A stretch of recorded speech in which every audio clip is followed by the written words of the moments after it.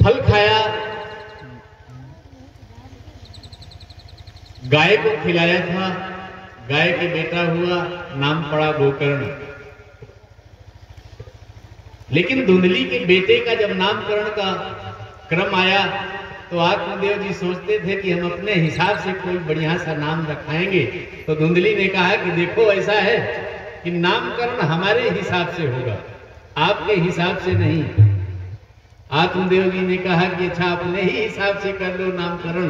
तो नामकरण कहा कि हमारे नाम से मिलता जुलता नाम, हमारा नाम धुंधली तो बेटे का नाम धुंधका। आत्मदेव जी ने स्वीकार कर लिया, बोले जो भी नाम तुझे अच्छा लगे नाम दिया। धुंधकारी और गोकर्ण दोनों में बड़ा अंतर था। गोकर्णो पंडितो ज्ञानी, धुंधकारी महाकल। गोकर्ण तो बड़े विद्वान थे, बड़े ज्ञानी थे, संतों के साथ रहते थे, महात्माओं के साथ रहते थे, सत्संग करते थे, अच्छी आदतें थी। लेकिन धुंधकारी की बिल्कुल विपरीत थी। धुंधकारी कैसा था? हमेशा अपवित्र रहता था। लोग स्नान करके पवित्र हो जाते हैं। स्नान इसीलिए किया जाता है, स्वामी जी चलाते रहे। धुंधकारी अपवित्र रहता था, स्नान भी नहीं करता था।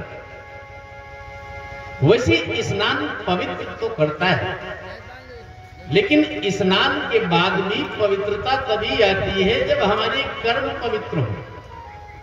केवल शरीर को साफ कर लेने से हम पवित्र नहीं हो जाते। स्नान के बाद संध्या होनी चाहिए, पूजन होनी चाहिए, गायत्री होना चाहिए। स्नान भी कई प्रकार के। कुछ लोग कहो 12 बजे दिन में स्नान करें। स्नान 4 से 5 बजे तक होना चाहिए। प्रातःकालीन बेला में 4 बजे से 5 बजे तक स्नान अगर किया गया तो यह उत्तम स्नान है, ऋषि स्नान। अगर 6:30 बजे तक भी स्नान आप कर लेते हो तो भी इसको मनुष्य का स्नान कहा जा सकता है। लेकिन अगर सूर्योदय के बाद स्नान आप करते हो तो उस स्नान का कोई अर्थ नहीं। स्नान प्रातःकाल करना चाहिए। ये अपवित्र रहता था, क्रियाहीन था, चोरी करता था, दूसरों के घर में आग लगा देता था। छोटे छोटे बच्चे मिल जाए तो पकड़ के कहो कुआं में फेंक दो, इतना उपद्रवी था। तमाम कुत्तों को अपने साथ लेकर के घूमा करता था जंगल में शिकार करने के लिए। पिता की जितनी संपत्ति थी चोरी करता था, जुआ खेलता था, वेश्यागामी हो गया, सारी संपत्ति बेच दी। एक दिन पिताजी को मार पीट के सारे बर्तन उठा ले गए। आत्मदेव जी जो एक बेटे की पाने के लिए फूट फूट के जंगल में रो रहे थे, आज जब बेटा मिल गया तो रो रहे हैं। तो पिता को मारा पीटा और सारी संपत्ति उठा के चला गया। तो आज आत्मदेव जी फिर जंगल में जाकर के फूट फूट के रोने लगे और कहा बंधुत्वम तो समीची।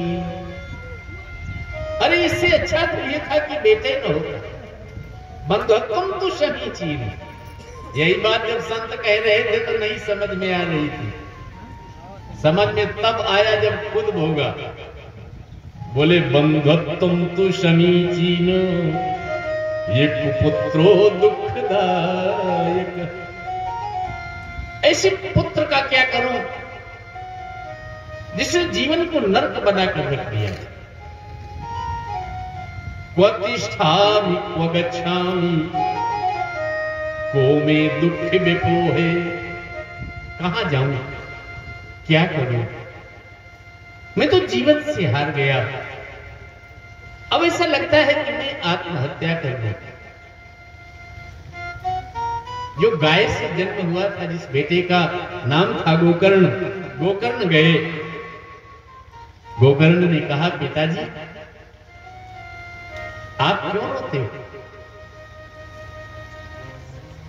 संसारे खलु संसारो दुख रूपी विमोहक सुतम कस्य धनम कस्य स्नेवावजुलते ऋषभ। अरे ये सारे संसार में किसका कम बेटा और किसका धन? बेटा तब तक बेटा रहता है जब तक बेटे का विवाह नहीं हो जाता। अभी उसका विवाह नहीं आपने किया है और अभी से आपको परेशान किए हैं। कल वो बेटा अपने आप दूसरे का हो जाएगा। न धन किसी के पास रहता है, बेटा किसी के पास रहता है। आप संसार में नाहक परेशान हो और सोच क्यों करते हो? ये तो संसार का खेल है, इसमें कौन हारा कौन जीता? क्यों सोचता रे पागल मनवा, क्यों सोचता रे पागल मनवा, जो बीत गया सो बीत गया, क्यों सोचता रे पागल मनवा।